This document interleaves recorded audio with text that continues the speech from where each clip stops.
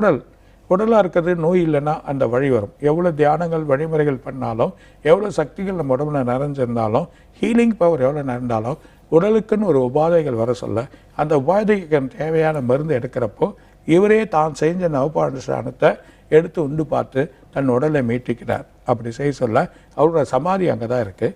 அந்த சமாதியாக இருக்கக்கூடிய நிலைமை அங்கே தான் வழிபடும். அதே நேரத்தில் சமாதியும் இருக்கும்.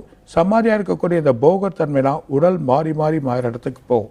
அந்த உடல் மாறி மாறி போகக்கூடிய தன்மை இவங்களோட உடலோட தன்மையாக இருக்கக்கூடிய டிரான்ஸ்மிட், அதாவது ஒரு இது பண்ணக்கூடிய நிலை அவங்களுக்கு உண்டு. அதாவது எங்கன்னா இவங்க வேறு இடத்துக்கு போவாங்க, இங்கே படுத்துன்னு இருப்பாங்க, இந்த ஆத்மா வேறு இடத்துக்கு போகும், இன்னொன்று ரூபத்தை எடுத்து போகும். அது பேர் தான் போகம். போகன்றது உச்சநிலையை அடையக்கூடிய தன்மை தான் இந்த போகம். இந்த உச்சநிலையை அடையக்கூடிய தன்மை இருக்கக்கூடிய தன்மையை நம்ம காட்டக்கூடியது தான் ஆன்மீகத்தில் இருக்கக்கூடிய நம்ம மெடிடேஷனோட பவர், அவங்க செயல், அதாவது பிரம்ம அந்தரம்.